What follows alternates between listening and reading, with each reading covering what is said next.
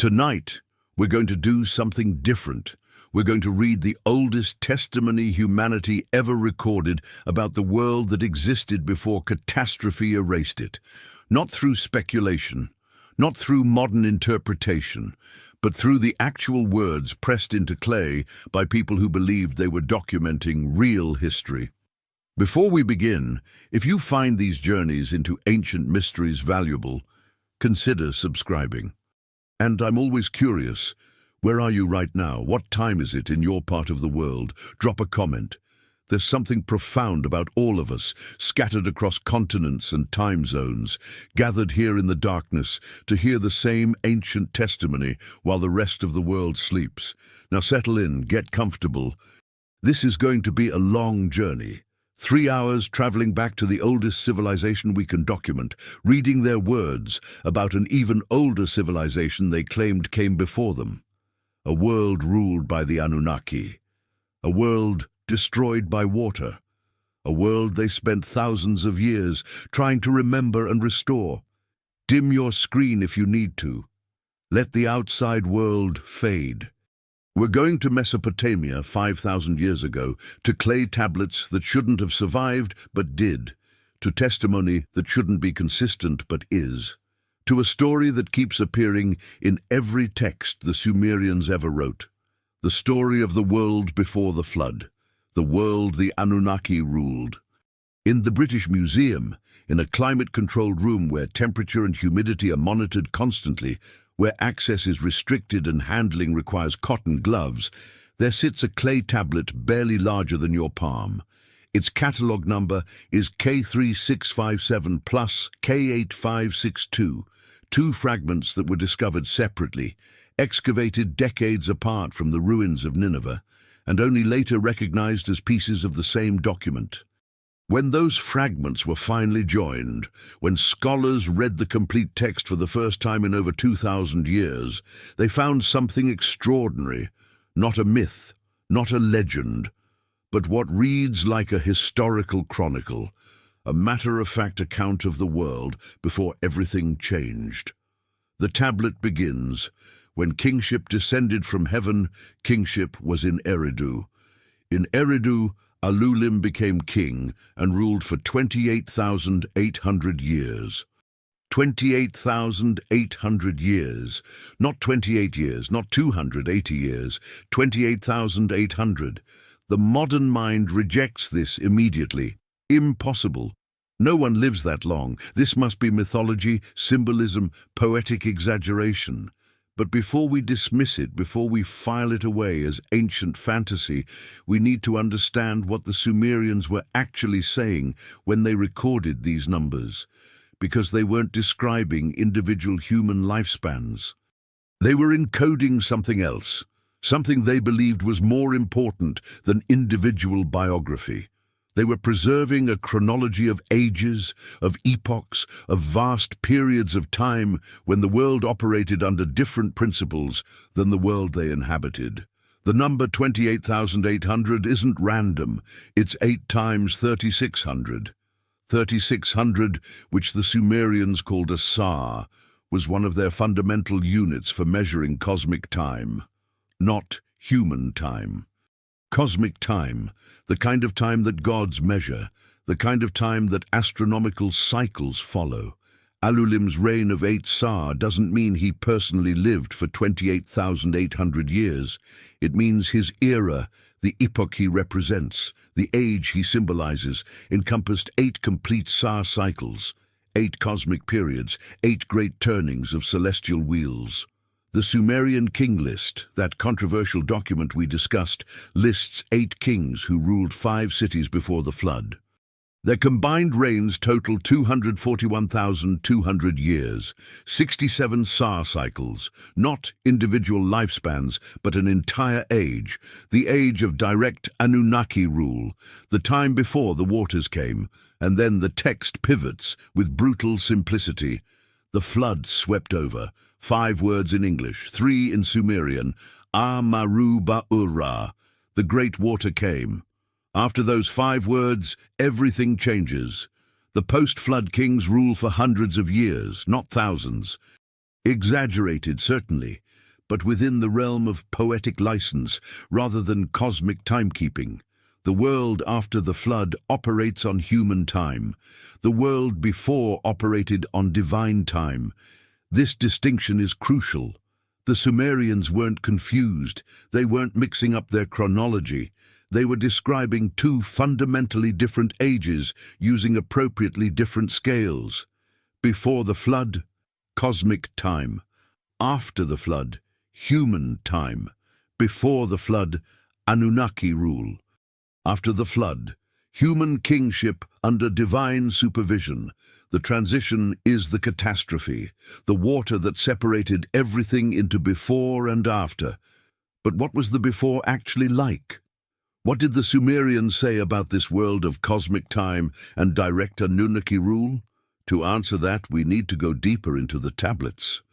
Not just the famous ones, not just the texts that have been published and popularized, but the thousands of administrative documents, the temple records, the astronomical observations, the agricultural instructions, the legal precedents, all the mundane bureaucratic debris that reveals how the Sumerians actually understood their history. In the University of Pennsylvania Museum archives, in the Babylonian section of the British Museum, in the Louvre's Mesopotamian collection, in universities and museums across the world, these tablets wait. Most of them have been catalogued. Many have been photographed, some have been translated, but very few people have read them all, have absorbed the totality of testimony they preserve. When you do read them, when you spend years immersed in Sumerian administrative texts and mythological compositions and astronomical tables and legal documents, a pattern emerges, a consistent picture of how the Sumerians understood the antediluvian world. And that picture is remarkably detailed, remarkably specific, remarkably consistent across texts written in different cities, in different time periods, by different scribes with different purposes. The world before the flood, according to Sumerian tablets read comprehensively, was organized, deeply, systematically organized. Not the organization that emerges gradually through trial and error as societies develop, but organization imposed from above, deliberate, comprehensive, complete. 5 cities existed in this primordial age: Eridu, Bad Tibira, Larak, Sippar, and Shuruppak. Each one was established by the Anunnaki according to a pre-existing plan. The texts use specific terminology here. The Sumerian phrase "gesta to be," according to its original design, appears repeatedly in foundation inscriptions at all 5 sites. Not "here we built the first city," but "here we restored the city according to its original design." Original. As if the design preceded the construction, as if someone had planned the cities before anyone built them. Eridu, the first of the 5, was sacred to Enki, the Anunnaki god of wisdom, fresh water, and craftsmanship. His temple, the Abzu, house of the cosmic deep, was built directly over the point where the primordial freshwater ocean was believed to break through to the surface world. But excavations at Eridu revealed something fascinating. Beneath the temple that Sumerian kings built and rebuilt over centuries, beneath the foundation that they always described as restoring the ancient plan, archaeologists found older foundations, much older, dating to the Ubaid period, to around 5000 BCE, 1,000 years before Sumerian civilization emerged. Those Ubaid foundations showed sophisticated architecture, central altar, organized niches for offerings, precise orientation to celestial north. This wasn't experimental building. This was confident construction by people who already knew what they were doing. And beneath that Ubaid temple, more foundations. Older still, layer upon layer upon layer. 17 occupation levels at Eridu, stacked like pages in a book, each one showing organization and planning. The Sumerians built on top of ruins that were already ancient when they arrived. They built according to plans that predated their civilization. They restored the ancient design because there was an ancient design to restore. Physical evidence of it existed in the foundations they incorporated into their own constructions. This isn't speculation, this is archaeology. The ruins are real, the foundations are measurable, the stratigraphic sequences are documented. Eridu was old before Sumer. And the Sumerians acknowledged that fact in every inscription they carved, in every foundation deposit they buried, in every ritual text they preserved. The same pattern appears at the other 4 antediluvian cities. Bad Tibira, whose name means fortress of the metalworkers, shows evidence of sophisticated metallurgy at its earliest levels. Bronze work that shouldn't exist yet, according to standard developmental timelines. But there it is, in the oldest layers, suggesting that metallurgical knowledge was present from the beginning of urban occupation. Larak, about which we know less because it's been less extensively excavated, nevertheless shows the same pattern. Organized urban planning in the earliest levels. No awkward village-to-city transition, just city, already functioning. Sipar, sacred to Utu the sun god, was a center of learning and law. The Sumerians always described it as the place where divine wisdom was first given to humanity, where Utu taught justice and truth, where the principles of law were established before human societies needed to figure them out through trial and error. And beneath Sumerian Sipar, older occupation, older structures, older organization. Shuruppak, the 5th antediluvian city, was where the flood hero Ziusudra ruled according to Sumerian tradition. It was the last city before the catastrophe, the final remnant of the organized world that was about to be destroyed. When archaeologists excavated Shuruppak, they found exactly what the texts described: a prosperous city, sophisticated administration, extensive trade networks, and then, abruptly, a layer of water-deposited silt 2 meters thick, sterile clay containing no artifacts, no organic material, nothing but mud, the geological signature of catastrophic flooding. Above that flood layer, the city was rebuilt. But the rebuild was different, simpler, less organized, as if the people who came back didn't fully remember how things had been before, as if they were trying to restore something they'd lost. The Sumerian king list says kingship was in Shuruppak immediately before the flood swept over. Archaeology confirms Shuruppak was destroyed by massive flooding. The text says 5 cities existed in the antediluvian age. Archaeology confirms all 5 sites show early urban occupation, followed by flood deposits, followed by later reconstruction. The testimony and the physical evidence align, which means we should take the testimony seriously.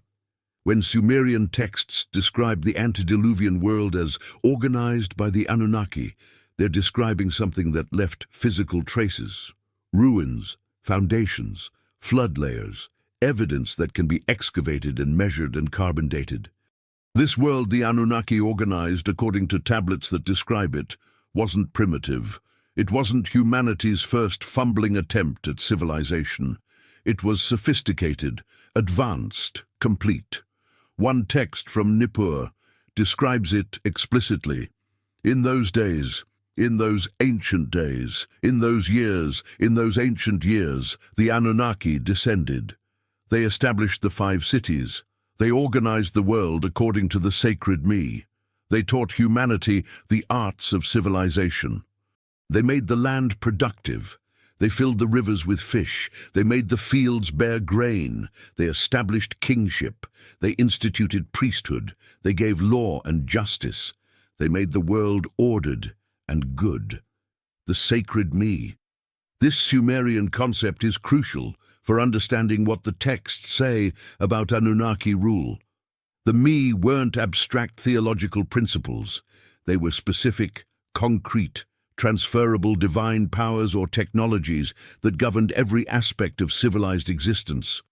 Over 100 me are listed in various texts. Kingship is a me, priesthood is a me, truth-telling is a me, lying is a me, sexual intercourse is a me, warfare is a me, metalworking is a me, building is a me, music is a me, descent to the underworld is a me. Everything that makes civilization function was organized into me. And according to Sumerian theology, the me were established by the Anunnaki in the beginning. They didn't evolve naturally. They weren't discovered gradually. They were created, organized, systematized by divine intelligence, and then given to humanity. The myth of Inanna and Enki, where the goddess gets Enki drunk and steals the me, transferring them from his city Eridu to her city Uruk, illustrates this perfectly. The me are treated as actual things, objects or powers that can be possessed, transferred, stolen. They're not metaphorical, they're functional. Enki, as the leader of the Anunnaki, possessed the me. He established them in Eridu during the antediluvian age. They governed how civilization operated, and when Inanna stole them, she literally transferred the basis of civilized order from one city to another. This myth isn't describing abstract theological concepts. It's describing something concrete, a system of organization, a set of principles or technologies, a framework that makes civilization possible. And that framework was created by the Anunnaki. What were these Anunnaki? Who were they according to the texts that name them, describe them, credit them with organizing the antediluvian world? The word Anunnaki itself, despite modern mistranslations, has a clear etymology. Anunnaki, offspring of An, and being the sky god, the highest deity in the early Sumerian pantheon. The Anunnaki were the children of heaven, the divine offspring, the gods of royal blood. They weren't visitors from another planet. That translation, popularized by Zecharia Sitchin and endlessly repeated in ancient astronaut literature, has no linguistic basis whatsoever. Every Sumerian dictionary, every academic lexicon, every qualified scholar who can actually read the language confirms this. Anunnaki means princely offspring or children of An. It refers to their divine status, their position in the celestial hierarchy. But who were they individually? The texts name them, give them biographies, describe their personalities and responsibilities. Enki, also called Ea in Akkadian, was the god of wisdom, fresh water, craftsmanship and magic. His domain was the Abzu, the primordial ocean of fresh water beneath the earth. He was called the king of the Abzu, the lord of Eridu, the organizer of the world. He was credited with creating humanity, with teaching all the arts of civilization, with establishing the me. Dozens of texts describe Enki's activities during the antediluvian period. He organized the Tigris and Euphrates rivers. He established marshlands. He filled the rivers with fish. He made the fields fertile. He taught humans agriculture. He gave them tools. He showed them how to build. He established trade. He created laws. This isn't vague divine activity happening in mythological time. These are specific accomplishments attributed to a specific deity during a specific historical period, the age before the flood. One hymn from Eridu states, Enki, Lord of abundance, Lord of wisdom, organized the earth. He placed the sun in the sky. He placed the moon in the sky. He organized the stars. He established the year. He made the months proceed properly. He organized the days. He made the waters of the deep rise to nourish the land. He directed the waters of the Tigris and Euphrates. He cleared the marshes. He placed fish in the waters. He placed reed beds in the marshes. He established the art of fishing. He invented the net. He created the basket. He organized the work of farming. He invented the plow. He taught the sowing of seed. He established the harvest. This reads like a technical manual, a list of specific innovations and instructions. Enki didn't just create the world in some abstract sense. He organized specific systems, agricultural systems, hydraulic systems, calendrical systems, each one described in practical terms with practical results. Another text describes Enki establishing cities. Enki laid the foundations according to the sacred plan. He raised the city walls, he oriented the streets, he positioned the gates, he designated the temple platform, he established the marketplace, he organized the residential quarters, he designated the craft workshops, he built the brewery, he established the tavern, he created the storehouse, he founded the granary. Again, specific, practical, organized. This isn't mythology about cosmic creation. This is testimony about urban planning, city organization, infrastructure development.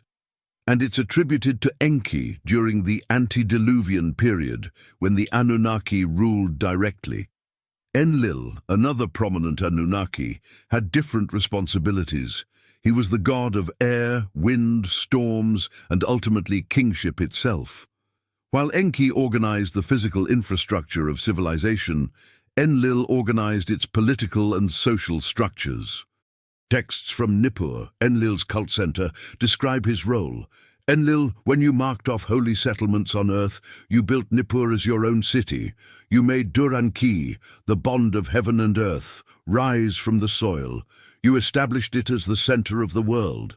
You decreed the fates there. You organized kingship. You selected kings. You gave them the shepherd's crook. You gave them the crown. You established their authority. You made them responsible for justice. You made them maintain order. You made them protect the weak. You made them punish the wicked. Enlil established kingship as an institution, not specific kings but kingship itself, the concept, the office, the authority structure that makes organized government possible.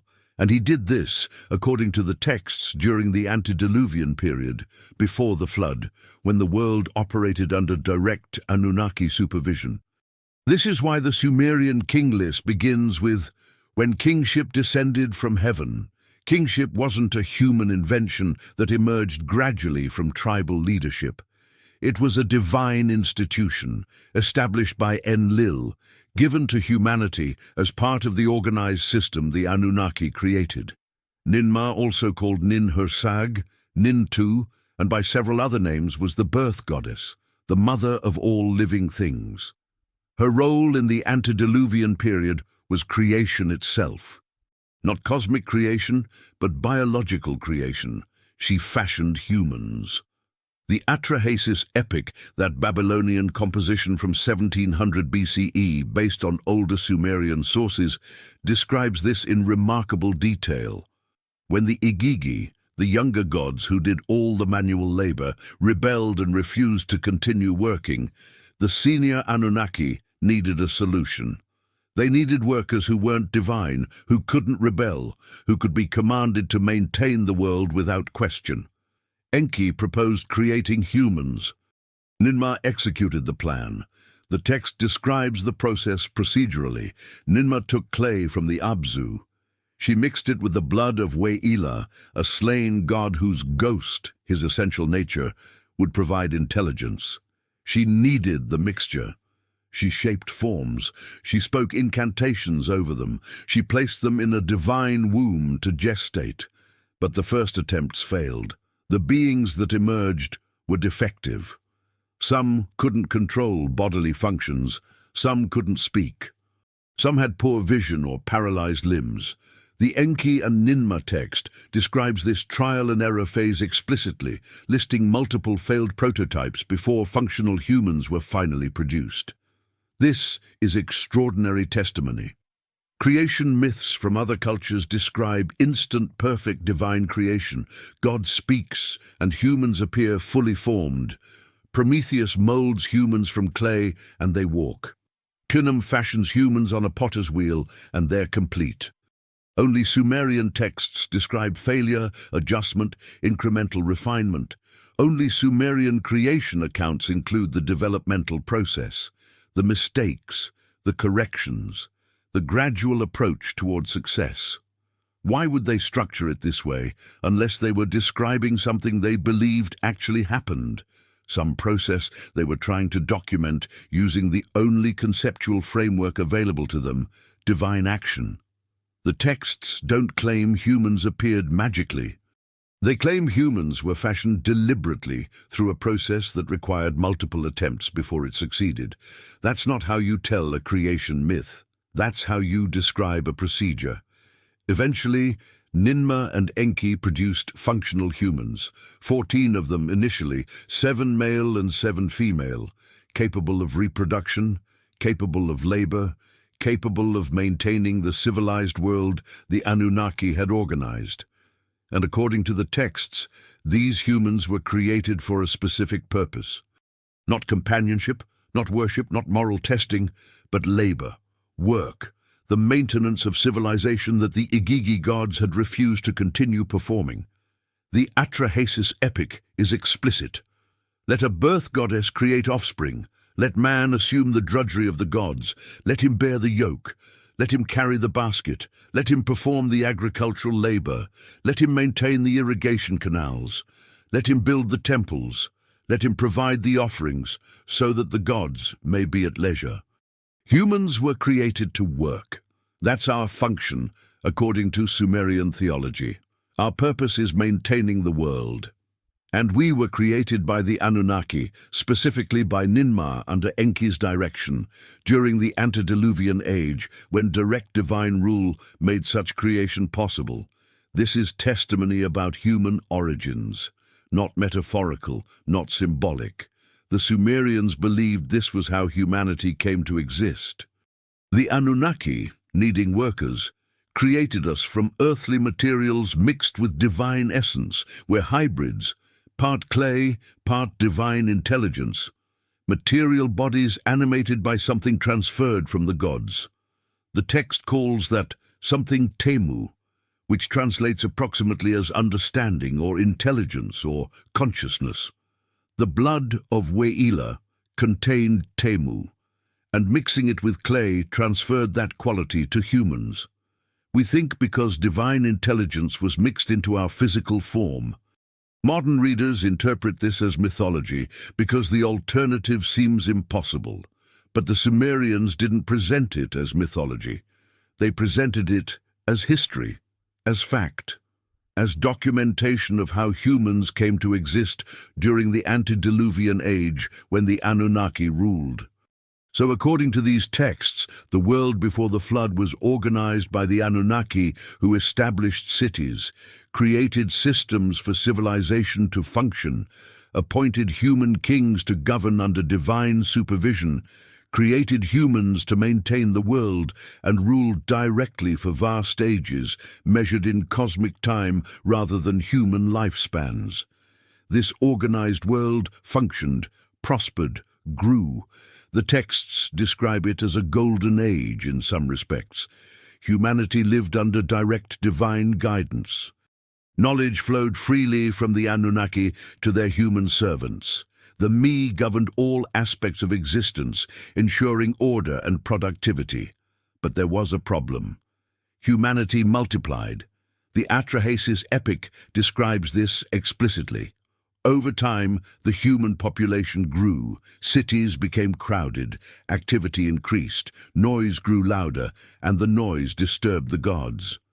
1,200 years had not yet passed when the land extended and the peoples multiplied. The land was bellowing like a bull. The god got disturbed with their uproar. Enlil heard their noise and addressed the great gods. The noise of mankind has become too intense for me. With their uproar, I am deprived of sleep. The noise, the constant activity of human civilization, the clamor of crowded cities. This disturbed Enlil, who demanded quiet, who valued order above all, who couldn't tolerate the chaos that human multiplication created. So Enlil sent plague, a divine pestilence to reduce the population. But Enki, compassionate toward his creations, helped humanity survive. He instructed them to worship Namtar, the plague god, exclusively, essentially bribing him to withdraw the disease. The population recovered, grew again. The noise returned. Enlil sent drought, withholding rain, causing crops to fail, starving humans into reduced numbers.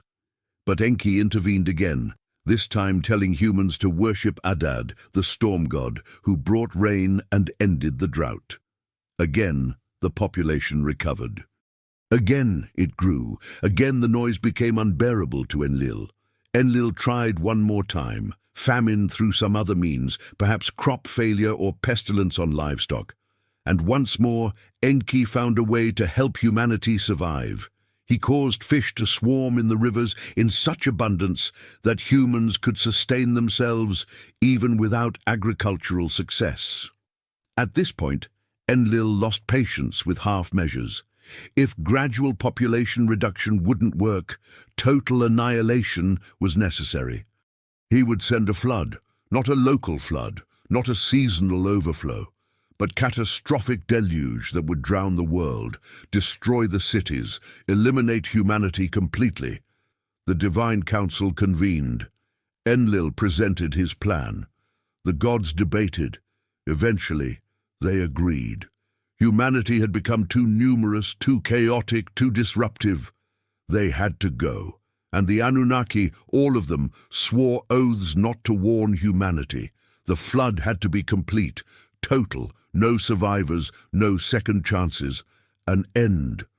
But Enki couldn't accept this. He loved humanity. We were his creation. He'd worked with Ninmah to fashion us. He'd taught us civilization. He'd protected us from Enlil's previous attempts at population control. He couldn't simply watch us be destroyed. Yet he'd sworn the oath. He couldn't directly warn any human. Divine law bound him. Breaking his oath would have consequences he couldn't accept. So Enki found a loophole. A technical compliance with the letter of his oath while completely violating its spirit. He went to the reed house of Atrahasis, a pious king of Shuruppak, and he spoke to the walls. Reed house, wall, wall. O house of reeds, listen. O wall, understand. Man of Shuruppak, son of Ubatutu, tear down your house and build a boat. Abandon possessions and seek life. Despise property and save life. Take into the boat seed of all living things. The boat which you build, its dimensions shall be measured equally. Its length shall equal its width. Roof it over like the Apsu. Atrahasis, inside his house, heard every word. Enki had technically kept his oath. He hadn't told a human. He'd told the wall. But the message was received. Atrahasis built the boat according to Enki's specifications. He loaded it with his family, with animals male and female of every species, with seeds, with craftsmen whose skills would be needed to rebuild civilization, with supplies. And when the boat was ready, sealed with bitumen, waterproof and sound, he waited. The flood came exactly as Enki had warned. The text describes it in visceral detail that suggests eyewitness testimony preserved through oral tradition. The din of the storm reached the heavens. The tempest was awesome to behold. The storm winds blew. The flood came forth. Its power came over the peoples like a battle. One person did not see another. They were not recognizable in the destruction. The gods were frightened by the deluge. They fled to the highest heaven. They cowered like dogs against the outer wall. The gods themselves were terrified. They hadn't fully understood what they were unleashing. The power of the flood overwhelmed even them. They retreated to the highest heavens, watching in horror as the world they'd organized for cosmic ages drowned beneath the waters. The goddess Nintu wept. The mother of the gods, she whose voice is sweet, was sobbing. The olden days have turned to clay because I spoke evil in the assembly of the gods. How could I speak such evil in the assembly of the gods? How could I order a catastrophe to destroy my people? I myself give birth to my people. Now like the spawn of fish they fill the sea. Even Nintu, who had created humans, who was called the mother of all living, wept for what had been lost. The Anunnaki regretted their decision immediately upon seeing its consequences. But it was too late. The flood had been unleashed. The world was drowning. For 7 days and 7 nights the deluge continued without pause. Rain poured from the sky. Rivers overflowed their banks. The plains became an ocean. The 5 sacred cities, Eridu, Bad Tibira, Larak, Sipar, Shurupak, all disappeared beneath the water. Everything the Anunnaki had organized, everything humanity had built under their direction, everything that had existed during the age of divine rule was washed away. The antediluvian world ended, not gradually, not through cultural transformation or social evolution, but catastrophically, suddenly, violently, through water that destroyed everything. When the 7th day ended, when the storm finally exhausted itself, when the rain stopped and the waters began very slowly to recede, Atrahasis opened a window in his boat and looked out at the destruction. Silence. Complete silence. No voices, no animal sounds, no wind through trees, just water and mud and death. The text describes his grief. He wept. Tears flowed down his face. He looked in all directions and saw only water. Then he saw land emerging. The boat grounded on Mount Nimush. Atrahasis waited for the waters to recede further. Eventually, he sent out a dove to search for dry land. The dove found nowhere to perch and returned. He sent a swallow. It also returned. Finally, he sent a raven, which found carrion to feed on and didn't return, signaling that habitable land was emerging. Atrahasis disembarked. His first action was sacrifice. He built an altar, slaughtered animals, burned offerings to the gods who had both decreed his destruction and provided means of survival. The gods smelled the sweet savor. They gathered around the offering like flies, desperate, starving.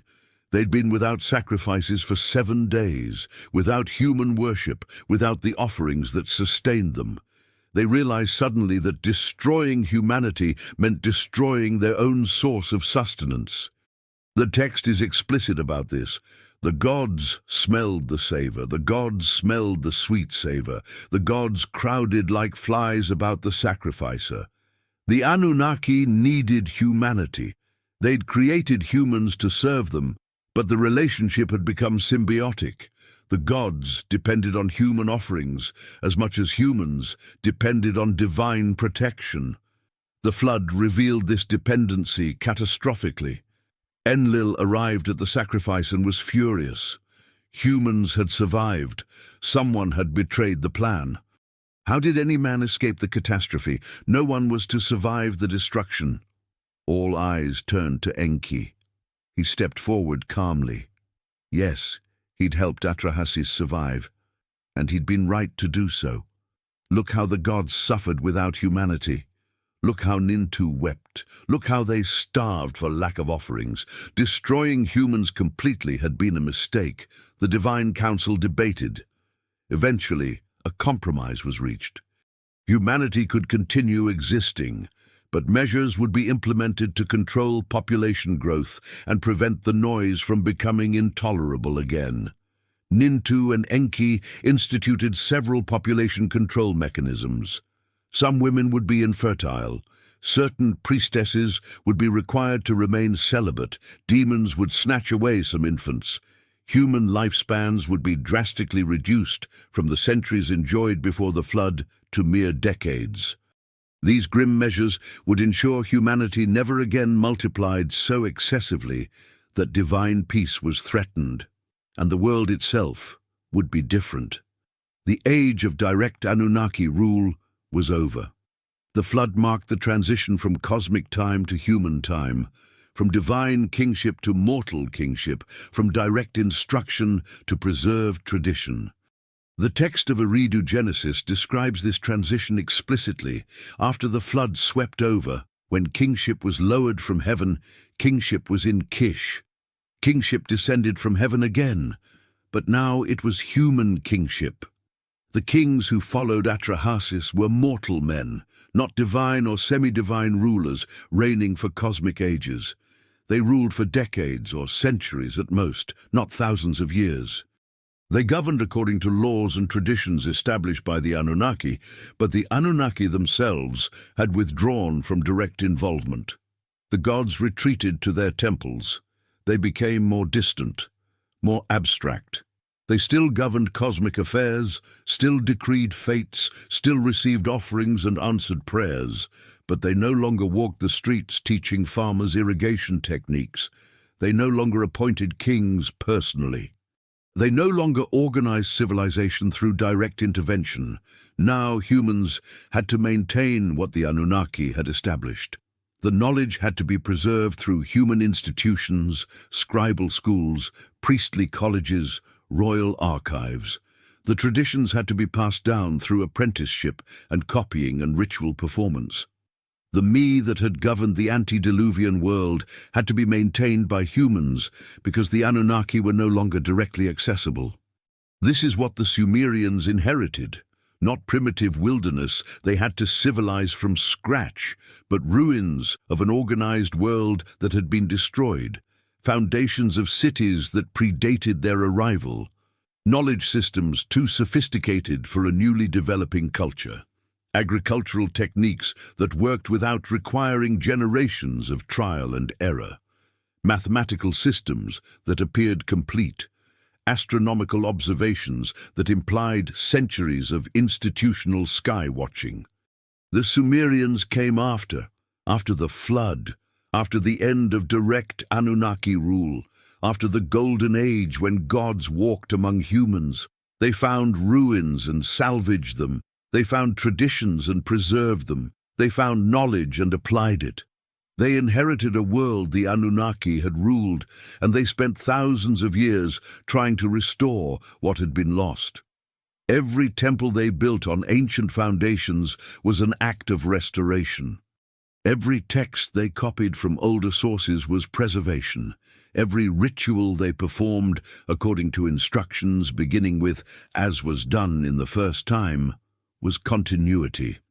They weren't inventing civilization, they were maintaining it, keeping it alive across the catastrophic gap the flood had created, and they told us so, explicitly, repeatedly, in thousands of tablets across dozens of cities over thousands of years. This is the restoration of what was before. The Anunnaki established the world. The flood destroyed it. We inherited the remains. We preserved what we could. We built on the foundations that survived. We followed the knowledge that was transmitted to us. This is testimony, not imagination, not fantasy. Documentation of what the Sumerians believed was historical reality. The world before the flood existed. The Anunnaki ruled it. Catastrophe ended it, and Sumerian civilization emerged from survivors attempting to rebuild. The physical evidence supports this testimony. Flood layers exist at Ur, Shuruppak, Kish, Eridu. Older foundations exist beneath Sumerian construction. Knowledge systems appear too sophisticated too suddenly. Sumerian language exists as an isolate suggesting cultural isolation from related speech communities. The pattern fits inheritance, not invention. But there's more to understand about what the Sumerians said the antediluvian world was like. More details about how the Anunnaki ruled. More testimony about what made that age different from the age that followed. In the quiet darkness of a Parisian museum vault, a cuneiform tablet rests in archival foam. Its catalogue number is AO 6703. It was excavated from Girsu in southern Iraq in the late 1800s, part of a massive archive from the ancient city of Lagash. The tablet dates to approximately 2400 BCE, making it over 4,000 years old. The text begins with a standard Sumerian formula. In those days, in those ancient days, in those nights, in those ancient nights, in those years, in those ancient years, after creation had been started, after the earth had been formed, when the sky had been separated from the earth, when the country had been established, when the Anunnaki gods had appeared. Then it describes what happened after the Anunnaki appeared. They established the city of Eridu as their domain. They built the temple Iabzu there. Enki made the swamp grow reeds and made the carp and kakuda fish dart among the reeds. He made the marshlands produce their animals. He made palm trees grow on dry land and produce dates. He made the sheep multiply in the folds and increased the abundance in the stalls. This reads like ecological engineering. Deliberate introduction of species into environments. Managed ecosystems designed for productivity. Not divine magic, but organized agriculture and animal husbandry on a regional scale. The tablet continues. The Anunnaki established Bad Tibira, Larak, Sipar, and Shurupak in the same manner. Each city organized according to the sacred plan. Each one made productive through the application of divine knowledge. Each one given a ruler to govern under Anunnaki supervision. The sacred plan. That phrase appears everywhere in descriptions of the antediluvian age. The Sumerian term is gestur, which translates most literally as original design or ancient blueprint. The implication is clear. The cities weren't experimental constructions. They followed a pre-existing design. Someone had planned the layout, the infrastructure, the organization before anyone built anything. Who created the sacred plan? Some texts credit Enki as the architect of civilization. Others suggest the plan was even older, predating the Anunnaki themselves, existing from the separation of heaven and earth, from the moment of cosmic organization. But regardless of who created it, the antediluvian cities followed it. They were organized according to identical principles, similar layouts, comparable infrastructure, coordinated functions, as if they were built by the same civilization following the same architectural tradition, and archaeology confirms this. The 5 antediluvian sites, when excavated, show remarkable similarities in their earliest urban phases. Similar street orientations, comparable building techniques, consistent use of standard brick sizes, as if the same engineers had planned all 5. Another tablet from Lagash, catalogue number AO4153, describes daily life in the antediluvian cities. In those days, humans worked the fields under Anunnaki oversight. They maintained the irrigation canals as instructed. They brought offerings to the temples as required. They studied in the tablet houses, learning the knowledge the Anunnaki provided. They learned mathematics for surveying and accounting. They learned astronomy for agricultural timing. They learned writing for preserving instructions. They learned medicine for maintaining health. They learned law for resolving disputes. All knowledge flowed from the Anunnaki to humanity through direct instruction. Direct instruction. This is the key difference between the antediluvian age and the post-diluvian age. Before the flood, humans learned directly from the Anunnaki. After the flood, humans learned from preserved tradition, from texts copied from older sources, from rituals performed according to ancient instruction. The antediluvian humans had access to the source. They could ask questions and receive answers. They could be corrected when they made mistakes. They could be taught new techniques as needed. Learning was dynamic, interactive, ongoing. Post-diluvian humans had only what was preserved: fixed texts, established rituals, traditional knowledge that couldn't be updated or expanded because the source was no longer accessible. Learning became conservative, focused on preservation rather than development. This explains the peculiar character of Sumerian knowledge. Sophisticated in some areas, limited in others. Advanced mathematics, but no zero. Precise astronomy, but flat earth cosmology. Effective medicine, but demon-based disease theory. They had techniques without underlying theory, results without methodology, what works without why it works. Inherited knowledge always shows this pattern. The practical skills survive better than abstract understanding. You can demonstrate how to do something across a catastrophic gap. You can't easily transmit the theoretical framework without the entire educational system that produced it. The Sumerians had inherited the how from the antediluvian age. They'd lost the why, so they preserved the techniques religiously, wrapping them in mythological explanations, performing them exactly as transmitted, terrified of deviation because they didn't understand the principles well enough to know what could be safely changed. A tablet from Nippur, part of a scribal school archive, contains a student's note in the margin. The teacher says this method comes from before the flood.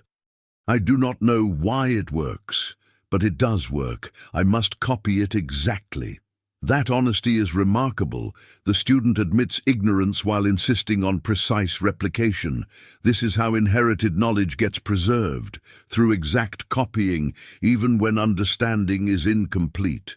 But what did the Anunnaki actually look like, according to Sumerian texts? How were they described physically? Did they appear human, divine, different? The texts are surprisingly consistent on this point. The Anunnaki were anthropomorphic, human-shaped. They had heads, bodies, arms, legs. They walked upright. They ate food. They drank beer and wine. They slept. They wore clothing. They had male and female distinctions. In every physical respect, the Anunnaki were described as humanoid, not as abstract forces, not as beings of pure light or energy, not as incomprehensible alien forms, as humanoid entities that looked and acted in recognizably human ways. What distinguished them from humans? Their power, their knowledge, their lifespan, their authority, but not their basic physical form. When Sumerian artists carved images of the Anunnaki on cylinder seals and relief sculptures, they depicted them as larger than humans, wearing elaborate clothing, crowned with horned tiaras that symbolized divine status. But the bodies themselves were human bodies, just bigger, more impressive, radiating authority. The gods ate. Temple texts describe daily offerings brought to divine statues: bread, beer, meat, fruit, milk. The offerings were placed before the statue in the morning and removed in the evening. The assumption was that the god consumed the spiritual essence while the physical substance was later distributed to temple personnel. But why would gods need food if they were pure spirit? The answer is, they weren't understood as pure spirit. They were physical beings, divine but embodied, powerful but not omnipotent, immortal but not abstract. The Anunnaki had emotions. Enki felt compassion for humanity. Enlil felt anger at human noise. Nintu felt grief at humanity's destruction. Inanna felt lust, rage, ambition, jealousy. These weren't theological abstractions. They were personality traits. The gods had psychology. They had motivations. They made decisions based on feelings and preferences. The gods had families, genealogies. Enki was the son of An and Namu. Enlil was the son of An and Ki. Ninmah was An's daughter by another consort. Inanna was Enki's daughter or niece, depending on the text. The divine family tree was complex, spanning multiple generations, showing marriages, offspring, relationships. This isn't how transcendent deities are typically described. This is how powerful humans are described.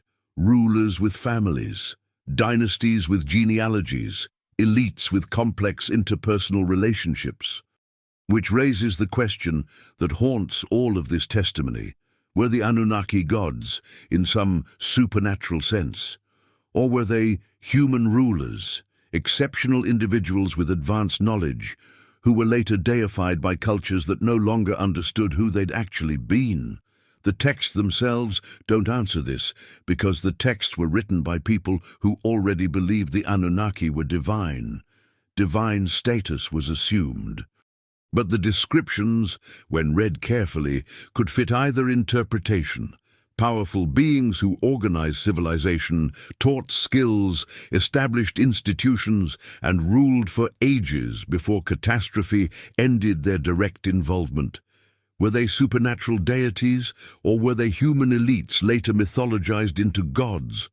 The Sumerians didn't make that distinction. For them, the Anunnaki were gods. But the way they described those gods, emphasizing physical form, emotional states, need for food, family relationships, suggests beings that weren't entirely transcendent, beings that inhabited the world rather than existing outside it.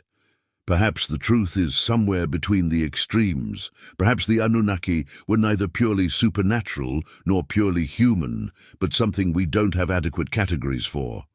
Beings with capabilities beyond current understanding, organizing civilization during an age when direct intervention was possible, ruling until catastrophe forced withdrawal. Whatever they were, the Sumerians credited them with ruling the world before the flood, and Sumerian testimony about that rule is detailed, consistent, and persistent across thousands of texts. But testimony alone isn't proof. We need to examine whether the physical evidence supports what the texts claim. Whether archaeology, geology, and linguistics confirm that the world described in Sumerian tablets actually existed. When Leonard Woolley excavated Ur in 1929, he wasn't looking for Noah's flood. He was looking for the city's earliest occupation levels. He dug down through layers of debris, through centuries of building and rebuilding, looking for the bottom. The first settlement, the virgin soil. His workers hit clean clay, sterile, no artifacts, no organic material, nothing but water-deposited sediment. Woolley assumed they'd reached the natural substrate beneath the city. He almost called the excavation complete, but something made him order them to keep digging, through the sterile clay, down through 2.5 meters of lifeless sediment, and then artifacts appeared again, pottery, tools, charcoal, evidence of human occupation beneath the flood layer. Woolley realized what he'd found, a city that had been destroyed by massive flooding, buried under 8 feet of water-deposited mud, and then later, after the waters receded, rebuilt on top of the destruction layer. He'd found physical evidence of the flood the Sumerian texts described, the catastrophe that ended the antediluvian age, the water that swept over and forced kingship to be lowered from heaven again, and was only the first site. Excavations at Shurupak, the city where the flood hero Ziusudra ruled according to Sumerian tradition, revealed the same pattern. Occupation, flood deposit approximately 2 meters thick, new occupation built on top. At Kish, another major Sumerian city, archaeologists found a massive flood layer from the same approximate period. At Eridu, evidence of flooding and abandonment followed by later reconstruction. Not every Sumerian site shows flood deposits. Some cities were built on higher ground that the waters never reached. Others were founded after the flood and carry no geological memory of the catastrophe. But across the low-lying river plains, where the Tigris and Euphrates converge, where the earliest cities stood, the evidence is consistent. Around 2900 BCE, catastrophic flooding occurred. Cities were abandoned. Populations fled or drowned, and after the waters receded, survivors returned and rebuilt on top of ruins. The Sumerian king list dates the flood to exactly this period. The antediluvian kings ruled until the flood swept over. Then kingship was established in Kish, the first post-diluvian capital. Kish's earliest occupation dates to immediately after 2900 BCE. The archaeology and the texts align perfectly. The flood wasn't global. Geological evidence rules that out. But it didn't need to be global to destroy the world as Mesopotamian inhabitants knew it. Their entire universe consisted of the river valleys. When those valleys flooded catastrophically, when every city they knew disappeared underwater, when every field was buried under mud, that was the end of the world. And it fits precisely what the Sumerian texts describe. A catastrophe that ended the age of Anunnaki rule, water that destroyed the organized world, survivors rebuilding from ruins after the waters receded. But there's more evidence. Beneath the Sumerian cities, beneath the flood layers, older occupation exists. Foundations that predate Sumerian civilization, architecture that shows organization and planning, urban layouts that suggest sophisticated knowledge. At Eridu, 17 occupation levels stack beneath the Sumerian city. The earliest levels date to 5000 BCE or earlier. They show temple construction, organized urban planning, sophisticated architecture. This wasn't experimental building, this was confident construction by people who knew what they were doing. The Ubaid culture, which preceded Sumer in southern Mesopotamia, was responsible for some of these early levels. But the Ubaid were simple farmers, their villages were modest, their technology basic. Yet at sites like Eridu, the earliest Ubaid levels show urban sophistication that seems to exceed their apparent capabilities. Where did that knowledge come from? How did simple agriculturalists build sophisticated temples, oriented precisely to celestial north? How did they organize urban infrastructure without generations of trial and error? The Sumerian answer is, they inherited it. They built according to ancient plans that predated their culture. They restored what was before because there was something before to restore. And the linguistic evidence supports this. Sumerian is an isolate. It has no known relatives. It appears in written form, fully developed with no developmental stages preserved. Languages don't work this way. They evolve from earlier tongues. They show relationship to neighboring languages. They leave traces of their development. But Sumerian doesn't. It stands alone. The standard linguistic explanation is that Sumerians' relatives went extinct, leaving no trace. But why? When? How did every related language disappear so completely that Sumerian survives isolated? The flood provides an answer.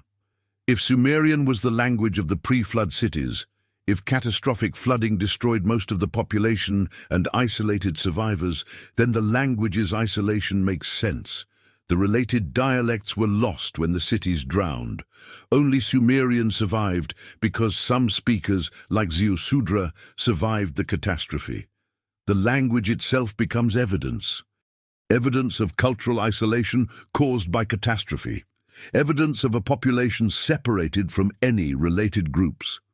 Evidence supporting the testimony that the flood divided history into before and after.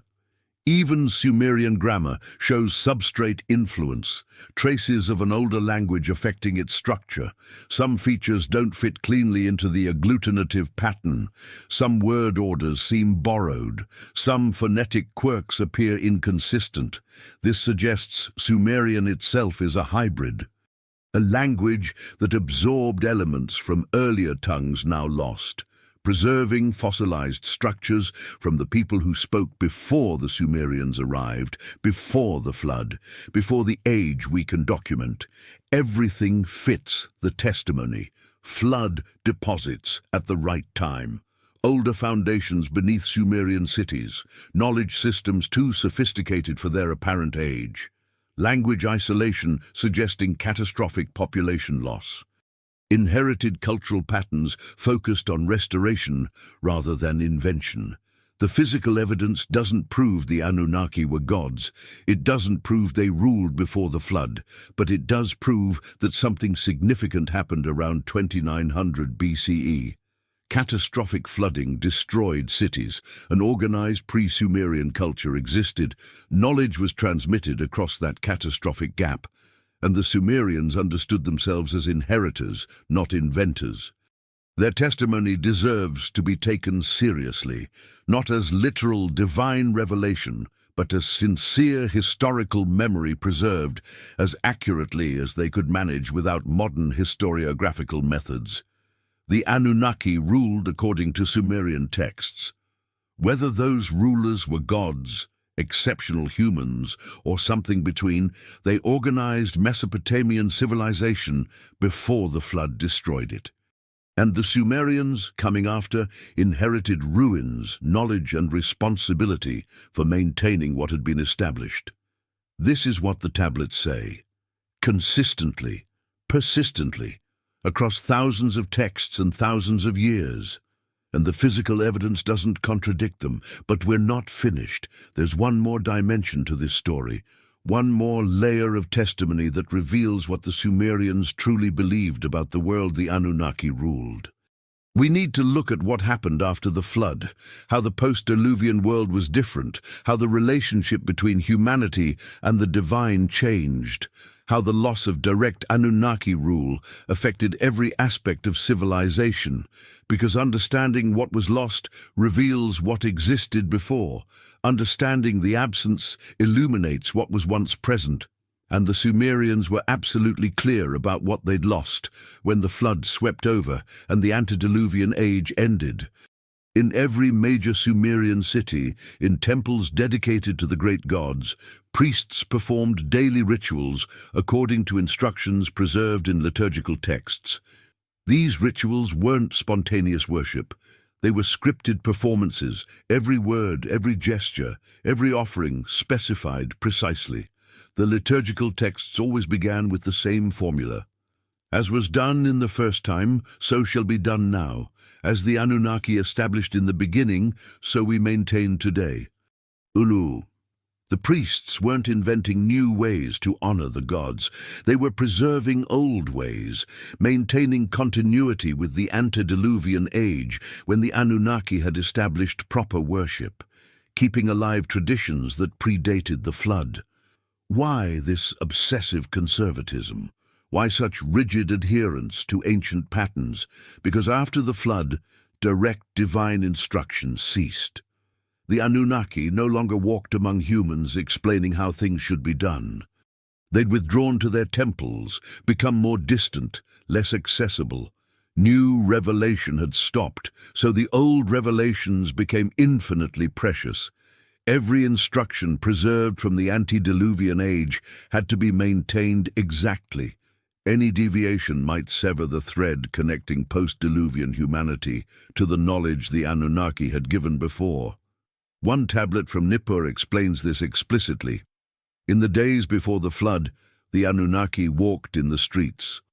They taught with their own voices. They corrected mistakes directly. They guided humanity continually. But after the waters receded, the gods withdrew to their sanctuaries. Now we know them through their symbols. Now we hear them through dreams and omens.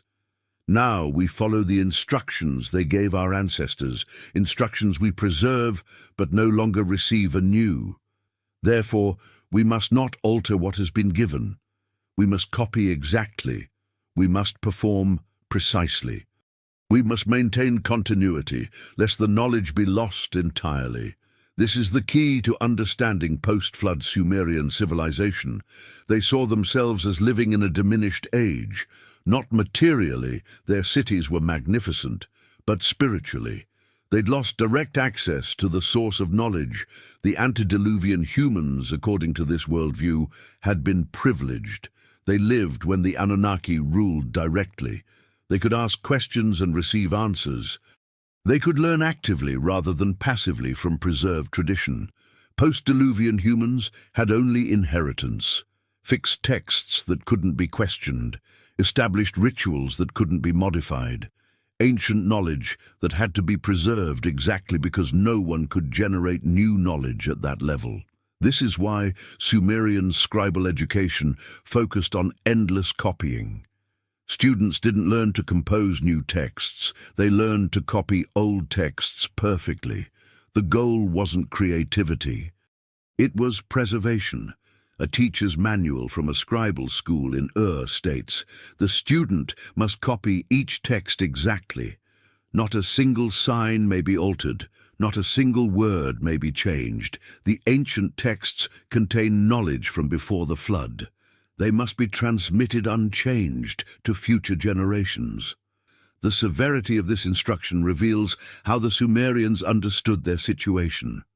They were custodians of knowledge they didn't fully understand, knowledge from an age when direct divine instruction made learning dynamic and interactive. Now learning was static, conservation rather than innovation.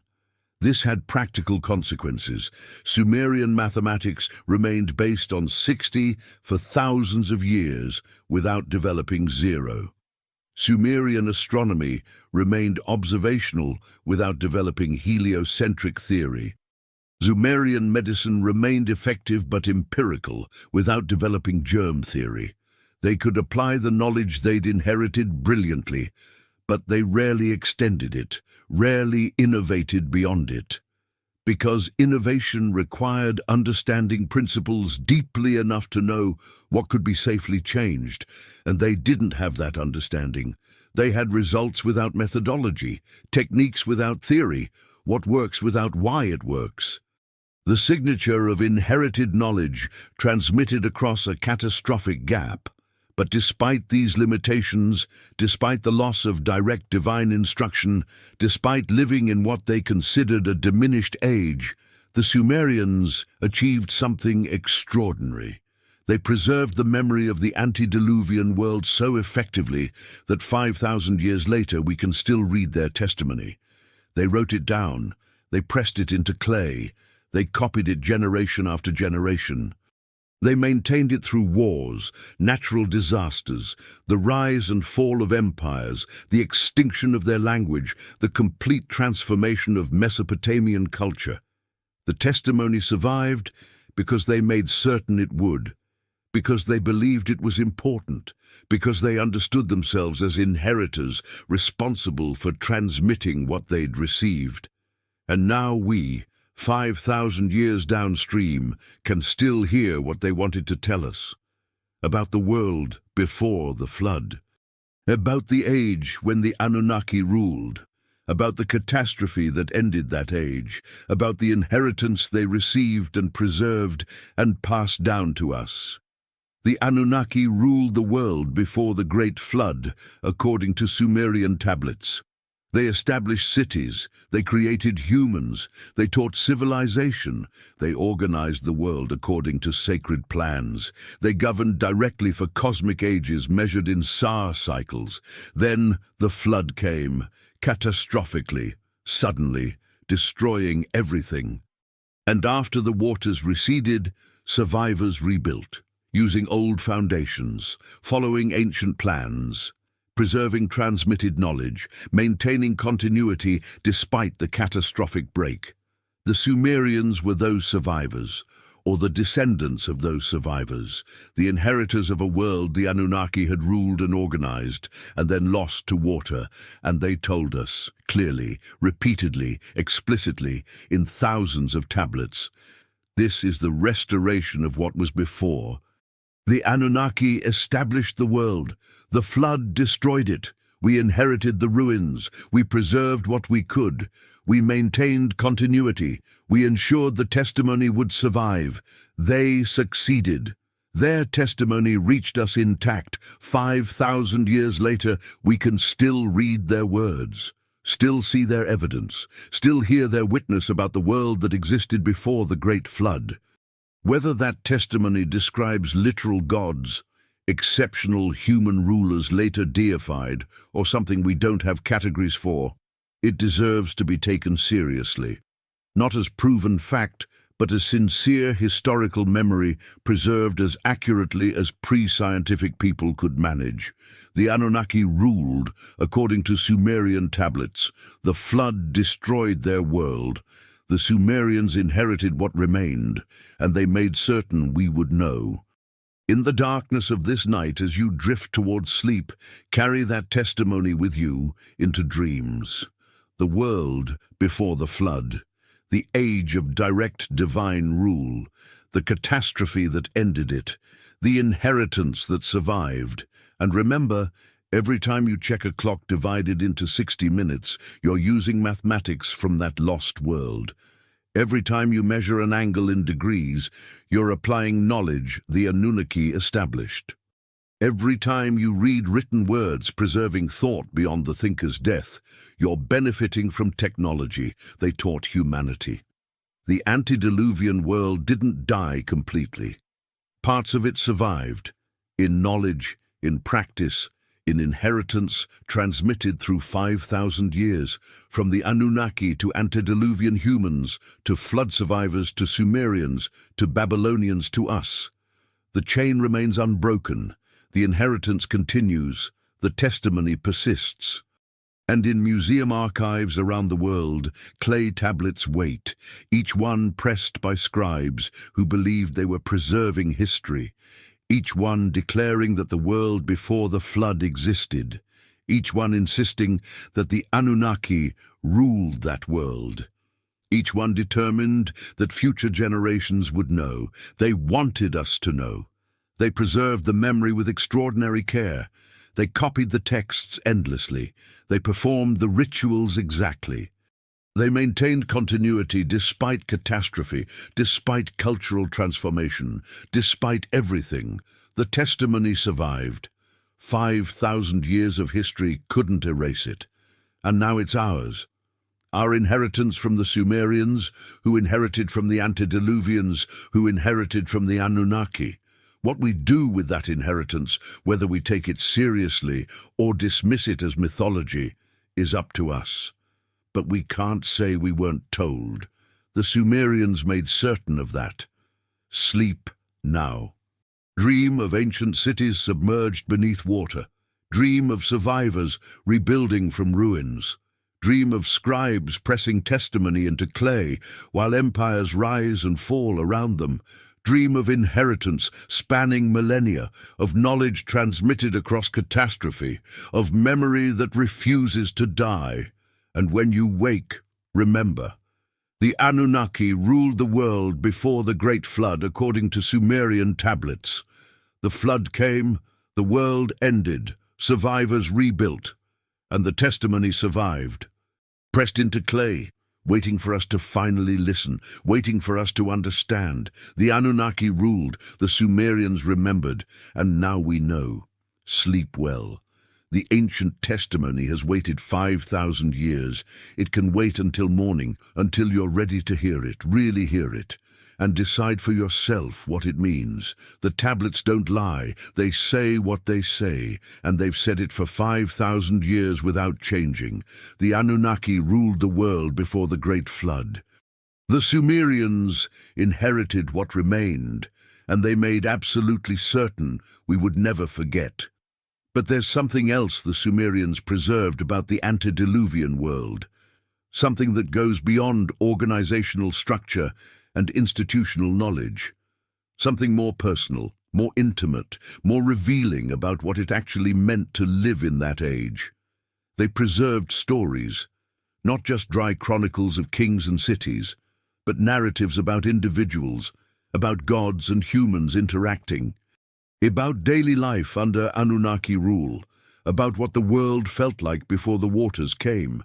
These stories, found scattered across hundreds of tablets, woven into hymns and myths and wisdom literature, paint a picture of the antediluvian age that's surprisingly vivid, surprisingly detailed, surprisingly human. One text from Eridu, a fragmentary tablet dating to approximately 2100 BCE, but preserving much older oral traditions, describes a conversation between Enki and a human scribe named Lunana. The scribe has been brought to Enki's temple to learn the art of writing, to be trained in the sacred knowledge of preserving words beyond speech. Enki speaks, "Lunana, you have been chosen to receive the gift of the stylus. You will learn to press marks into clay that future generations will read long after your voice has fallen silent. This is sacred knowledge. This is the bridge between present and future. Without writing, knowledge dies with each generation. With writing, wisdom accumulates across ages. You will be among the first to carry this gift." Lunana responds, "Great Enki, Lord of Wisdom, why do you give this knowledge to humans? Why teach us to preserve words when the gods already remember all things? Why allow us to capture time in clay?" And Enki's answer is revealing. Because time is longer than any single life, human or divine. Because catastrophe can erase even the memories of gods. Because what is written in clay survives what is held only in mind. I am teaching you to write because the world must not forget. What we establish now must survive whatever comes. The knowledge we give must persist beyond our direct presence. You will write, Lunana, and what you write will outlast empires. This conversation, whether it records an actual exchange or represents a later Sumerian imagination of how writing began, reveals something profound about how they understood the antediluvian age. Even then, even during the time of direct divine rule, there was awareness that the age wouldn't last forever, that catastrophe was possible, that knowledge needed to be preserved in permanent form. Enki, the wisest of the Anunnaki, understood that divine memory wasn't sufficient, that even gods could forget, that only written records would survive whatever was coming. Was he anticipating the flood? Did the Anunnaki know catastrophe was approaching? Some texts suggest they did. A hymn to Nintu from Ur contains these haunting lines. The mother goddess wept before the waters came. She saw what was approaching. She knew the cities would drown. She knew her children would perish. She begged the assembly to reconsider. But Enlil had decided. The noise must stop. The world must be cleansed, and she could only weep for what would be lost. If this testimony is accurate, if it preserves genuine tradition from the antediluvian age, then the Anunnaki knew the flood was coming. At least some of them did. They knew their direct rule would end. They knew the organized world they'd created would be destroyed. And that's why they taught writing, why they established scribal schools, why they insisted on preserving knowledge in permanent form. They were preparing for their own absence, ensuring that when they could no longer instruct directly, humans would have written records to learn from. This reframes everything. The antediluvian age wasn't just prosperous and organized, it was also tragic, shadowed by approaching catastrophe, marked by divine knowledge that the good times wouldn't last, that the world they'd built so carefully would soon drown. How did that knowledge affect daily life? How did humans in the antediluvian cities live knowing their world was temporary? Another text provides glimpses. A wisdom composition from Nippur, preserved in multiple copies, suggesting it was widely taught in scribal schools, describes the life of a farmer named Ur-Nanshe who lived in Shurupak during the reign of Ziusudra. The text describes his daily routine. Ur-Nanshe rose before dawn. He made offerings to the household gods. He ate barley bread and drank beer. He went to his fields, which the Anunnaki had made fertile through their organization of the waters. He plowed and planted according to the instructions the priests had received from Enki. He weeded and irrigated according to the agricultural calendar the Anunnaki had established. At midday, he rested in the shade and ate dates from the palms that Enki had caused to grow. In the evening, he returned to the city. He attended the temple. He participated in the communal offerings. He listened to the priests recite the Mi. He learned the proper way to live under divine order. This is remarkably mundane. No divine miracles, no supernatural interventions, just a farmer living an ordinary life in an organized society, working fields according to established techniques, following agricultural calendars that worked, participating in religious observances that maintained cosmic order. The antediluvian world, according to this text, wasn't radically different from the post-diluvian world in daily experience. People still worked, still ate, still worshipped, still followed routines. The difference was in the source of knowledge. The techniques worked because the Anunnaki had established them. The calendar was accurate because divine astronomy guided it. The social order was stable because divine law governed it.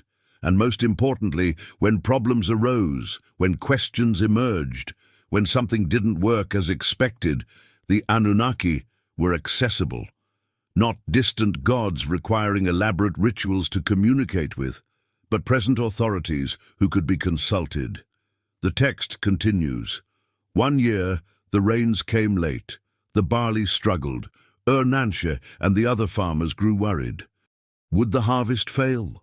Would they starve? They brought their concerns to the priests. The priests consulted Enki, and Enki, through his human representatives, explained that the late rains were part of a longer cycle, that the barley would still grow, that patience was required, and he was right.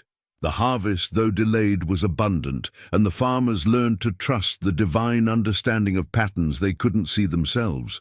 This is what was lost when the flood came. Not supernatural miracles, not divine magic, but access to knowledge, the ability to ask questions and receive answers from beings who understood patterns across timescales longer than human lifespans. The Anunnaki, whether they were gods or exceptional humans with advanced understanding, possessed knowledge that spanned generations. They understood long-term climate patterns. They recognized cycles that took decades to complete. They could assure worried humans that temporary problems were part of larger patterns that would resolve. After the flood, that reassurance was gone. Humans had to rely on written records that might not address their specific situation, on preserved traditions that might not apply to changed conditions, on their own limited understanding of patterns they couldn't observe across sufficient time. This is why the flood was such a catastrophe, not just because it killed people and destroyed cities, but because it severed the direct link between humanity and the source of knowledge. It forced humans to maintain civilization with only inherited instructions, no ability to request updates or clarifications. And the Sumerians knew this. They understood what they'd lost. Every text that begins with, "as was done in the first time," acknowledges the loss. Every ritual performed exactly according to ancient instruction reveals the awareness that deviation might be dangerous, because no one can consult the Anunnaki anymore to confirm whether changes are acceptable. But there are other stories about the antediluvian age that are less mundane, stories that suggest the world before the flood was stranger than simple agricultural prosperity under divine supervision. In the Louvre, a tablet catalogued as AO 8196 contains a fragmentary text that describes the city of Bad Tibira in the antediluvian age. Bad Tibira, the fortress of the metalworkers, was the second of the 5 antediluvian cities, ruled according to the king list by 3 kings across 108,000 years. The text describes what made Bad Tibira special. In Bad Tibira, the Anunnaki taught the working of metals, not just copper, which humans had learned to cold hammer into simple tools, but the secret of fire and transformation, the art of melting stone to release the metal within, the knowledge of mixing copper with tin to create bronze, harder than either metal alone, the craft of casting molten metal into precise forms, the skill of tempering edges to hold sharpness. All this knowledge came from the Anunnaki in Bad Tibira, and humans who learned these secrets were called the sons of the forge, the masters of transformation. Metallurgy was considered divine knowledge, sacred technology taught by the Anunnaki, and archaeological evidence confirms that bronze working appeared in Mesopotamia remarkably suddenly, with little evidence of the experimental phase that should have preceded it. The earliest bronze artifacts from Bad Tibira and nearby sites show professional quality work, correct copper-tin ratios, proper casting techniques, effective tempering, as if the metalworkers already knew what they were doing rather than figuring it out through trial and error. The text continues with something more unsettling.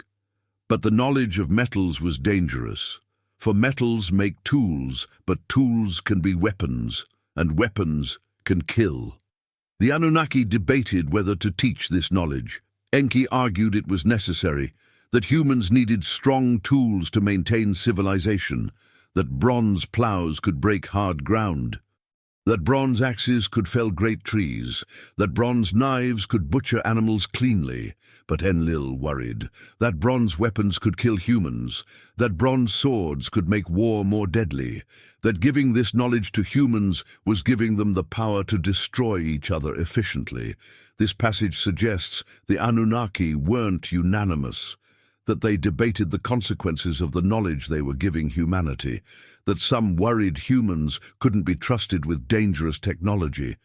Eventually, according to the text, Enki prevailed. The knowledge was given.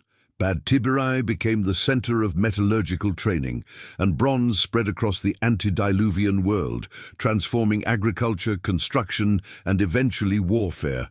But the text ends ominously, and Enlil was proven right, for humans did make weapons, and they did make war, and the noise of battle joined the noise of cities, and Enlil's anger grew. And the seeds of the flood were planted in the forges of Bad Tiberi. This suggests a causal connection between the gift of metallurgy and the eventual catastrophe. That human violence, enabled by bronze weapons, contributed to the divine decision to destroy the world. That technological advancement brought moral degradation, that the very knowledge meant to help humans maintain civilization gave them tools to destroy each other. Whether this is historically accurate or later Sumerian moralizing about technology, it reveals how they understood the antediluvian age as a time of great knowledge, but also great danger, when divine gifts came with consequences, when advancement brought new problems, when the organized world the Anunnaki created contained the seeds of its own destruction. Another tablet, this one from Sippar, describes that city's specialty. Sippar was sacred to Utu, the sun god, and was considered the center of law and justice in the antediluvian world. In Sippar, the Anunnaki established the tablets of destinies, the laws that govern human interaction, the principles of justice that maintain order. Utu, the all-seeing sun god who witnesses every action, who illuminates all that is hidden, established himself in Sippar to teach humanity right from wrong. He gave laws distinguishing intentional harm from accident. He established principles of compensation for injury. He created courts where disputes could be resolved without violence. He taught that justice must be public, must be consistent, must treat similar cases similarly. All legal knowledge comes from Utu in Sippar. The Sumerian legal tradition traced itself back to the antediluvian age, to divine instruction given in Sippar before the flood.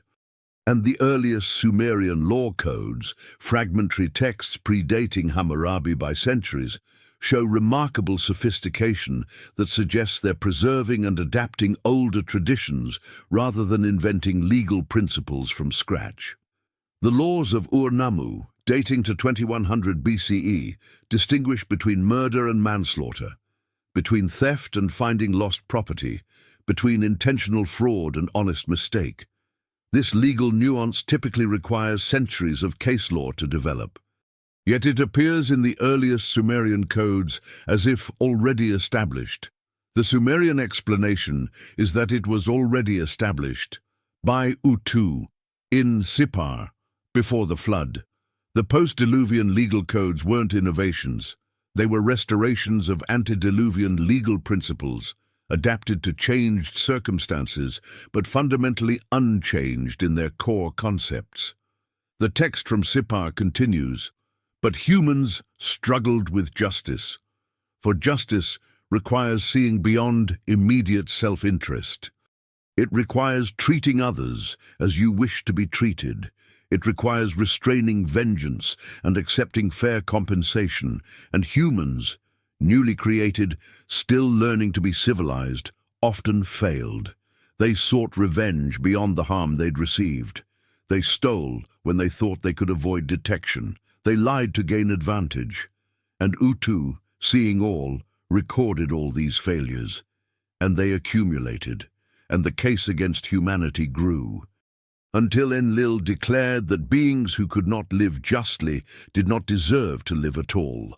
Again, this suggests the flood wasn't arbitrary divine anger. It was judgment based on accumulated evidence. Humanity had been given knowledge, given laws, given justice systems, and humanity had repeatedly failed to live up to what they'd been taught. The antediluvian age, according to these texts, was a test. The Anunnaki organized the world, taught civilization, and observed whether humans could maintain what they'd been given. And humanity failed the test. Not completely, there were exceptions like Ziusudra, but collectively, systemically, humanity couldn't sustain civilization without direct supervision, so the Anunnaki withdrew. But they didn't withdraw completely. They didn't abandon humanity. They just stopped ruling directly. They retreated to temples, became more distant, made humanity responsible for maintaining civilization themselves. The flood was the transition point, the catastrophe that forced humanity to grow up, to take responsibility, to preserve knowledge without being able to ask for help. And the Sumerians, living in that post-catastrophe world, understood this. They knew they were living in the aftermath, in the age of testing, where humans had to prove they could maintain civilization without direct divine supervision. That's why they took preservation so seriously, why they copied texts obsessively, why they performed rituals exactly. They were trying to prove they could be trusted, that they could maintain what the Anunnaki had established, that they deserved the inheritance they'd received. But there's one more aspect of the antediluvian age we haven't fully explored.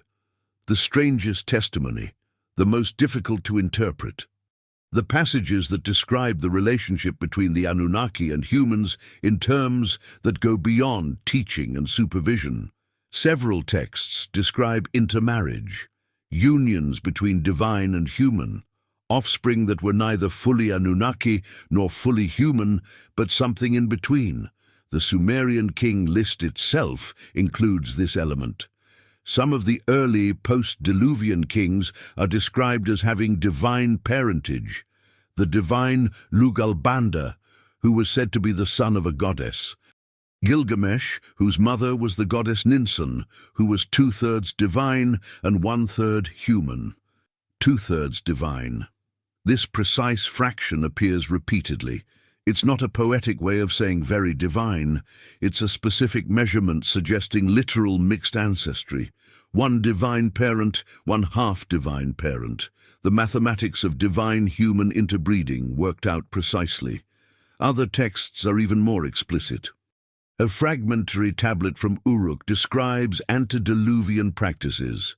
In those days, the Anunnaki took human wives, for human women were beautiful, and the Anunnaki desired them. And from these unions came children who were mighty, stronger than humans, wiser than humans, longer lived than humans. These were the heroes of old, the men of renown, whose deeds were celebrated in songs. They walked between the worlds, neither fully divine nor fully human. They served as intermediaries, translating divine will to human understanding, carrying human concerns to divine attention. This is remarkably similar to passages in Genesis 6. The sons of God saw that the daughters of humans were beautiful, and they married any of them they chose. The Nephilim were on the earth in those days, and also afterward, when the sons of God went to the daughters of humans and had children by them. They were the heroes of old, men of renown. The parallel is striking. Both traditions describe divine human unions. Both describe mighty offspring. Both place this in the antediluvian period. Both connect it somehow to the coming catastrophe. In the biblical tradition, these unions are presented as transgressive, as violations of proper boundaries, as part of why the flood was necessary. The divine and human were never meant to mix. The Sumerian tradition is more ambiguous. Some texts present these unions as natural, even beneficial. The hybrid offspring served useful functions as intermediaries. Others present them as problematic, as blurring boundaries that should have remained distinct. But both traditions agree they happened. that the antediluvian world included beings who were neither fully divine nor fully human, and that these beings existed before the flood, not after. What are we to make of this testimony? Is it literal? Were there actually hybrid beings, or is this mythological language for something else? Perhaps exceptional humans who claimed divine ancestry to legitimize their authority. Perhaps memories of ruling classes who married only within their elite group, preserving knowledge and power across generations, appearing godlike to ordinary people. The texts don't help us decide because the texts were written by people who already believed in divine human hybrids. For them, this wasn't controversial. It was simply part of how the world worked in ancient times. But the testimony exists consistently across multiple independent traditions. The antediluvian world included beings that transcended the normal human-divine boundary, and the Sumerians believed those beings were real. Another element appears in multiple texts: longevity. The antediluvian kings lived for thousands of years, according to the king list. But even ordinary humans lived far longer than post-diluvian humans, according to some traditions. One text from Nippur states, "In the days before the flood, human lifespans were measured in centuries. A man might live 500 years. A woman might see her great-great-great-grandchildren grown to adulthood. Knowledge accumulated within single lifetimes that now requires transmission across generations. A farmer could observe crop patterns across enough seasons to understand cycles that now remain mysterious. A craftsman could refine his skill to perfection impossible in shorter lifespans. The world was slower then, more patient, more capable of deep learning. If this is accurate, if humans really did live significantly longer before the flood, it would explain the rapid development of sophisticated knowledge. A person who lives 500 years can make observations across timescales that reveal patterns invisible in shorter lifespans, can achieve mastery in multiple domains, can accumulate wisdom that shorter-lived people can only approximate. The biblical tradition includes similar testimony. The Genesis genealogies list antediluvian patriarchs living 700, 800, 900 years. Adam lived 930 years, Seth 912 years, Methuselah 969 years. Then after the flood, lifespans dropped dramatically. Noah lived 950 years, born before the flood, but his descendants lived progressively shorter lives. Abraham 175 years, Moses 120 years. By the time of King David, normal human lifespans. Both traditions describe the same pattern: long lives before the flood, shorter lives after, a dramatic change in human biology or life conditions caused by the catastrophe. What could cause this? The texts attribute it to divine decree. After the flood, the Anunnaki decided to limit human lifespans to prevent overpopulation, the same problem that had led to the flood in the first place. But could there be a natural explanation? Could environmental conditions before the flood have supported longer lifespans, less disease, better nutrition, lower stress? And could the catastrophe have changed those conditions, introducing factors that shortened lives? We can't know. The evidence is ambiguous. What we can say is that both Sumerian and biblical traditions testify to the same phenomenon: longer lifespans before the flood, shorter lifespans after, a dramatic biological change coinciding with the catastrophe. And if true, if antediluvian humans really did live significantly longer, it would profoundly affect everything about their civilization. Knowledge would accumulate differently. Social structures would operate differently. The relationship between generations would be different.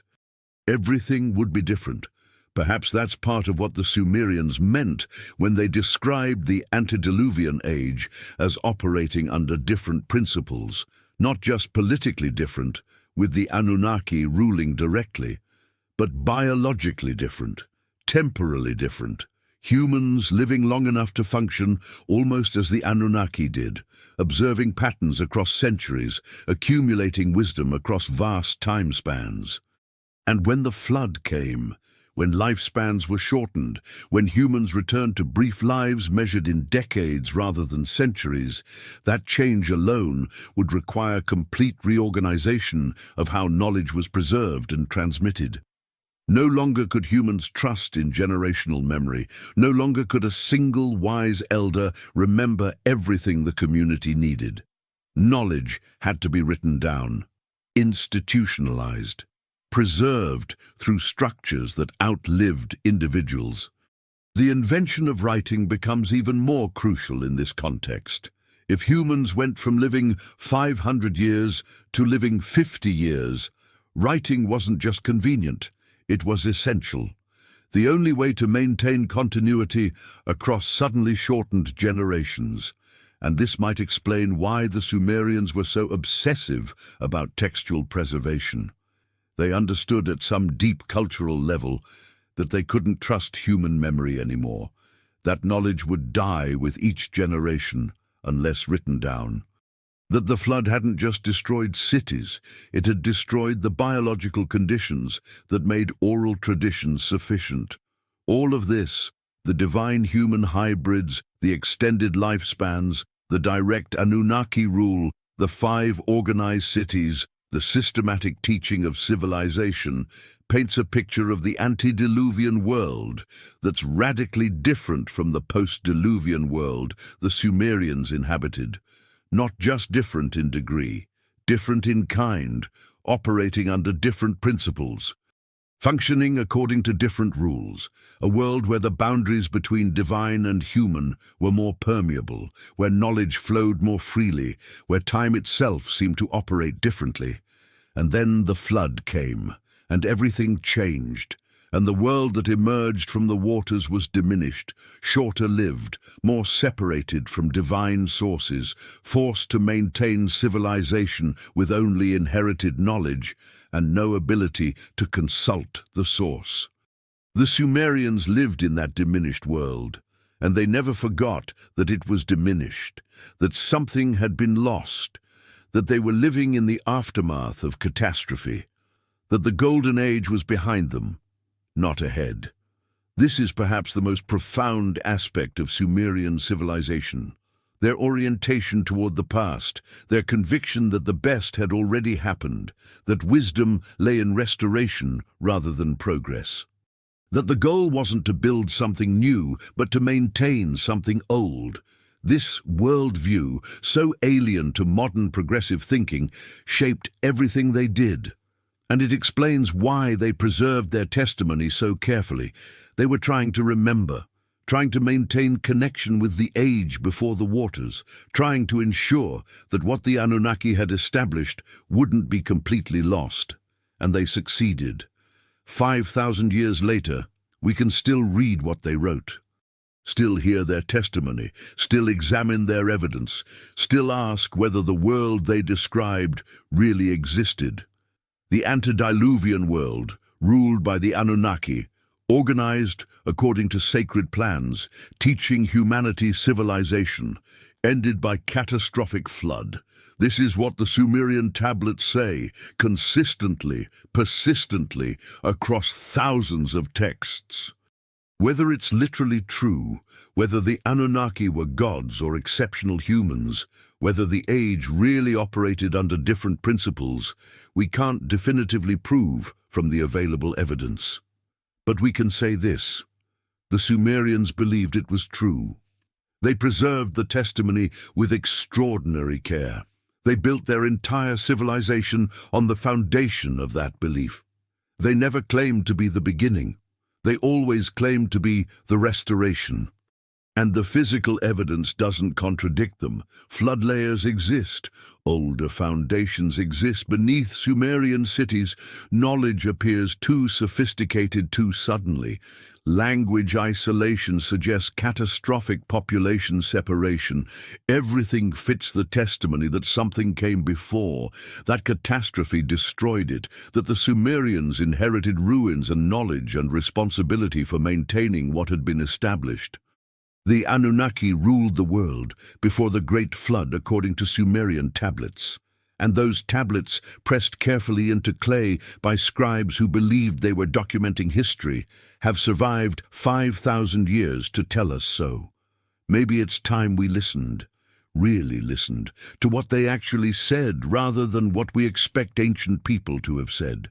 To their testimony about the world before the flood, about the age of Anunnaki rule, about the catastrophe that ended it, about the inheritance they received and preserved and passed down to us. The tablets are waiting, in museums, in archives, in universities around the world, each one pressed by hands that haven't existed for millennia, each one carrying testimony across vast gulfs of time, each one insisting we know the truth. The Anunnaki ruled, the flood came, the Sumerians remembered, and they made absolutely certain we would never forget. Sleep now. Dream of the world before the waters. Dream of the 5 sacred cities. Dream of the age when gods walked among humans and civilization was young and knowledge flowed freely. Dream of catastrophe, of cities drowning, of survivors rebuilding, of testimony pressed into clay with desperate urgency before memory fades completely. Dream of inheritance, of responsibility, of the weight of maintaining what others established, of being the custodians of knowledge you didn't create. And when you wake, remember, every written word you read exists because the Sumerians learned to write in the antediluvian age. Every hour measured in 60 minutes uses their mathematics. Every city built according to plans reflects their urban organization. The antediluvian world didn't die completely. It survived in fragments, in inheritance, in testimony, in us. We are still using what the Anunnaki established, still building on foundations they laid. Still part of a chain of transmission that stretches back before the flood, before Sumer, before written history. The testimony has survived 5,000 years. It can wait until morning. It can wait for understanding. It has already waited so long. The Anunnaki ruled the world before the Great Flood. The Sumerian tablets tell us so. And those tablets, fragile clay marked with wedge-shaped signs, have outlasted everything. They've outlasted the Anunnaki themselves, if the Anunnaki are gone. They've outlasted the cities they describe. They've outlasted the civilization that created them. They've outlasted empires and languages and entire ways of understanding the world. But the testimony remains, waiting, whispering across millennia, insisting we know the world before the flood existed. The Anunnaki ruled it. The catastrophe destroyed it. The Sumerians inherited what remained. And they told us, clearly, repeatedly, with extraordinary care, so that 5,000 years later we could still hear the inheritance continues. Through these words, through this testimony, through the deliberate preservation of people who knew they were remembering something important. Sleep well. The ancient world is patient. It has survived this long. It can survive until we're ready to truly hear what it's saying. The Anunnaki ruled, the tablets remember, and we, inheritors of inheritors of inheritors, still carry that memory forward. Into the darkness, into sleep, into dreams of the world before the waters came and changed everything. Good night.